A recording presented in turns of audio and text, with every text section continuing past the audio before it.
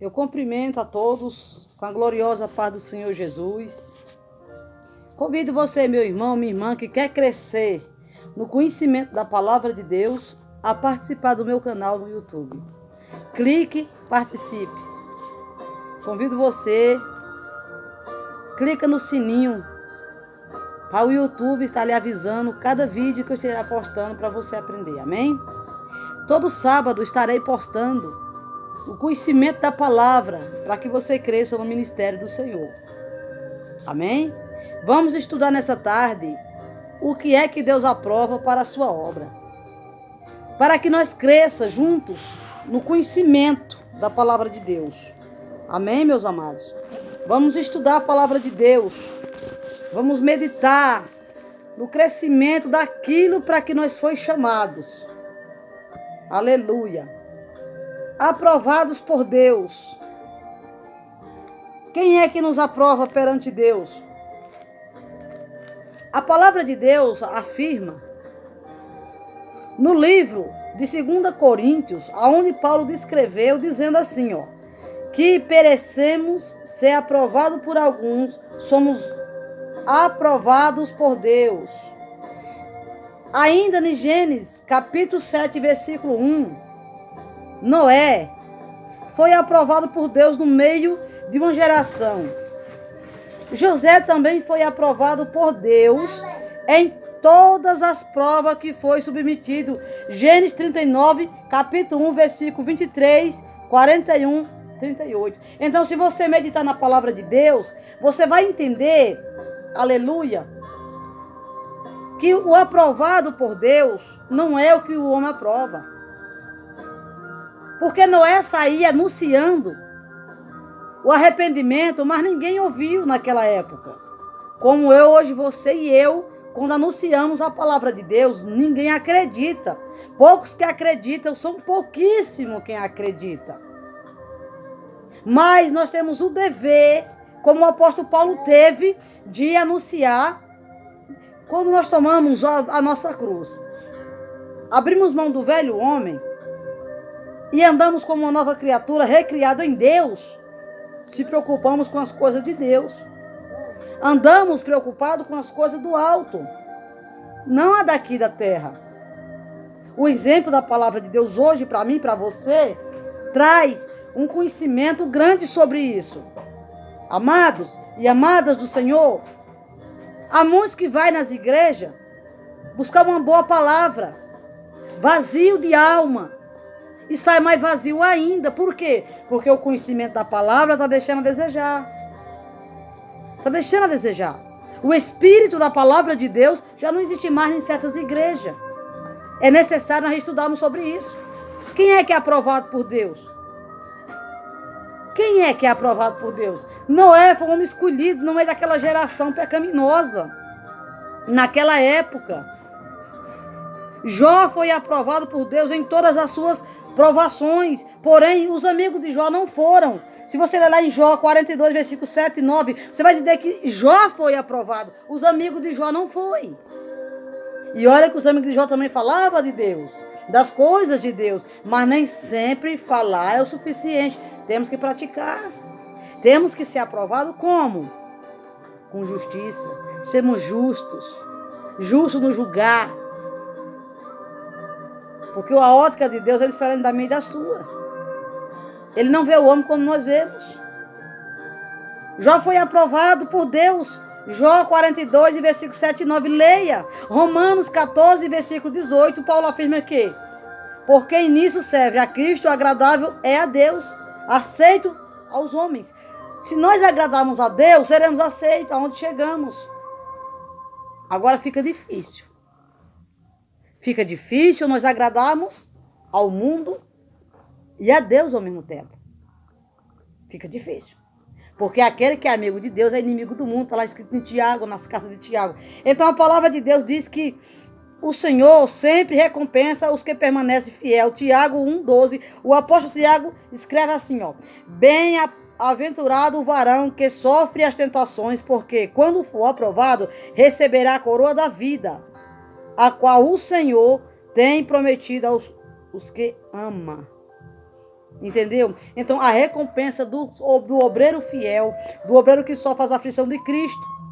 Em Atos dos Apóstolos, capítulo 2, versículo 22, Pedro afirma, diante da multidão do dia pentecostal, que Deus, presta bem atenção nessa palavra, amado, como é profundo, Em Atos 2, 22, Pedro afirma, diante da multidão do dia do Pentecoste, que Jesus Nazareno é varão aprovado por Deus diante de vós, com milagres, prodígios, sinais. Portanto, Jesus foi um obreiro aprovado por Deus. 1 Tessalonicenses, Paulo afirma, mas como fomos aprovados de Deus para o evangelho, nos fosse confiado, e falamos, e não como para agradar os homens, mas a Deus, que prova o nosso coração. Ele vai sempre provar teu coração e o meu. Nem sempre você vai estar feliz para pregar o evangelho. Você vai sair muitas vezes de sua casa preocupado, abatido, angustiado. As aflições de Cristo vai estar sobre você. Mas é necessário você ir levar a palavra da salvação. Por quê? Porque vai ter muitos esperando por você. Aqueles que Jesus separou para que você fosse boca. É você quem vai. O evangelho de Jesus, ele é muito cheio de conhecimento. Abra sua mente. Quando você for estudar esses versículos que foi lhe passado, você ore primeiro, faça sua oração. Não tente para agradar o homem, mas agrade a Deus. E seja apaixonado pela cruz. O que é que Deus usa? O que é desprezível. O que é desprezível que Deus usa. E eu te provar dentro da palavra que Deus pega o desprezível. O mais pequeno, o sem conhecimento. Deus pega aquelas pessoas que não têm nenhum conhecimento. Deus utilizou um significante vara na mão de Moisés para realizar milagres extraordinários. Êxodo, capítulo 4, versículo 17. Deus usou um simples pedaço de pau cortado por Eliseu para flutuar um machado. 2 Reis 6:6. Então, se você vê as coisas insignificantes e desprezíveis que Deus usa para mostrar a sua glória, porque se Deus pegar o que já é majestoso, como que a glória dele vai aparecer? Não é verdade? Então, as coisas mais desprezíveis. Deus escolheu uma vara para produzir flores e amêndoas no meio de 12 varas, confirmando a escolha de Araão para o sacerdócio. Em Números, carta de Números, no livro do Antigo Testamento, livro de Moisés, em Números, capítulo 17, verso 1 e 8. De 1 ao 8, você vai ler lá e você vai ver que Deus utilizou uma pedra em Horebe e outra pedra em Merimbá como reservatório de água potável. Êxodo 17, versículo 6 e Números 20 e versículos 7 e 13. Esses dois livros vão te ensinar muito durante a semana inteira. O que é que Deus usa, como Deus aprova o homem e a mulher para ser usado.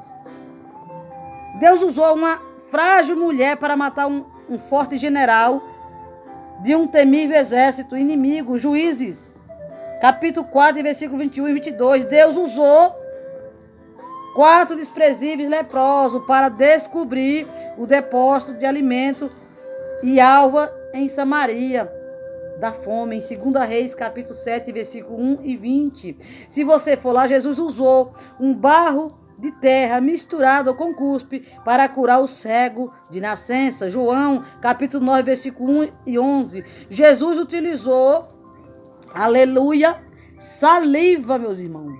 Saliva para aplicar nos olhos de um outro cego em Betsaida, a fim de estabelecê-lo, olha só, da cegueira. Marcos, capítulo 8, versículo 23. Se você ler esses livros, é riquíssimo em conhecimento. Você vai aprender muito. Não apenas lendo, mas estudando. Se você leu lá em Atos, a forma que Deus usou Pedro, você vai comparar nos livros sinóticos da palavra de Deus, de Mateus a João, você vai entender como Jesus foi usado com coisas simples, desprezível. Que muita gente hoje, se eu colocar o quê? a saliva num barro e colocar no olho. Vamos falar que é loucura. Que nojo. Mas a palavra de Deus diz lá em Gênesis que nós viemos do pó. E ao pó nós vamos retornar. Como é que você conserta um vaso quebrado, um vaso que é de barro, rachado? Como é que o grande artesão faz? Ele molha um pouquinho de barro, passa na rachadura, vai alisando até aquela cicatriz, até aquela rachadura ficar uniforme. Deus não é diferente comigo e com você. Deus não é diferente. Então a palavra de Deus, ela é rica no conhecimento. Como é que eu vou pregar uma coisa que eu não sei? Como que você vai ensinar o que você não sabe? Só lendo a palavra, estudando a palavra, alimentando-se da palavra, crescendo na palavra. Porque sem a palavra de Deus, você não vence o inimigo. Quando Jesus estava lá no deserto, que Satanás chegou até ele e disse: se tu és meu filho de Deus, fala para essa pedra se transformar num pão. O que é que Jesus respondeu para ele? Nem só de pão viverá o homem, mas de toda a palavra que sair da boca de Deus, da Bíblia. Nós não devemos viver só de pão, meus amados. Temos que ter a palavra. Temos que ter o conhecimento da palavra de Deus para chegar naquele status do chamado espiritual que nós temos como missionários, obreiros, pastores. Temos que ter a palavra. De maneira nenhuma, de forma nenhuma, eu estou desfazendo do estudo teológico. Jamais. Mas dê prioridade à palavra de Deus. Ela é a prioridade, a primícia de todos os livros é esse. É esse. Para Deus usar coisas simples. Para abençoar Jacó, o que aqui Deus fez? Utilizou simples varas de árvore descascada para abençoar Jacó, fazendo-lhe aumentar o rebanho de ovelhas. Gênesis capítulo 30, versículo 37 e 39. E Gênesis 31, versículo 9 e 13. Leia lá como é que Deus usou aquelas varas descascadas de uma árvore para fazer com que prosperasse o rebanho de Jacó. Deus usa o que está perto de você. Aleluias. Deus usa o que está do seu lado. E não precisa ser grande. Porque a glória que tem que aparecer é das mãos de Deus. É do milagre do Senhor. Essa é a glória.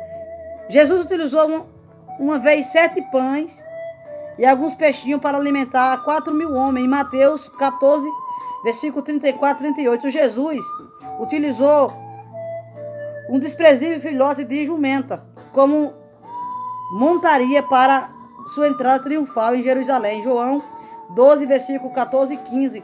Então, se você vê como é que Deus faz, Deus usou uma simples viúva pobre para sustentar um profeta, o profeta Elias, há cerca de 3 anos, meus amados. Se você ler lá, você vai entender. Você vai entender. 1 Reis 17, versículo 7 e 24. Esse é o estudo semanal. Eu estou passando para você esse vídeo hoje, para você meditar nesses versículos todinho, na palavra de Deus durante a semana. No próximo sábado, tiraremos dúvida. Você que tem dúvida, lá nos grupos, Ungido para Vencer, Mulher Virtuosa, Combatendo o Bom Combate, tem esses grupos ali no Zap, aonde tem os alunos, discípulos de Jesus. Você no YouTube tem suas dúvidas? Lá no meu e-mail envia a pergunta que eu vou te responder. Porque eu faço da mesma forma que Jesus disse, o que aprende de graça, a gente ensina de graça. Com a única graça de você resolver parar 1 minutinho, uns 10 minutinhos, 15, 20 minutinhos para estudar. Esse é o preço. Deus usou uma simples viúva para alimentar um profeta 3 anos. Se você ler, Jesus escolheu 12 desprezíveis homens para revolucionar o mundo. Mateus 10, versículo 1 e 2. Jesus pegou 12 homens desprezíveis, pescador, cobrador de imposto, para fazer a revolução do mundo inteiro, os primeiros discípulos. Então seja um discípulo, cresça no conhecimento, medite nesses versículos que foi lhe passado hoje e cresça. Tem dúvida? Leia de novo. Continua com Deus, volte e leia novamente. Você tem uma semana para estudar esses versículos. Porque nós temos muitas coisas para estudar ainda. A palavra de Deus é muito riquíssima em conhecimento. Temos muito o que ensinar para você. Quer aprender? Quer ser sábio? Desça na oração, na vigilância, lendo a palavra, você vai crescer. Amém? Esvazie seu coração de tudo aquilo que até aqui só te fez perder, para encher de conhecimento, de sabedoria da palavra de Deus. Deus abençoe.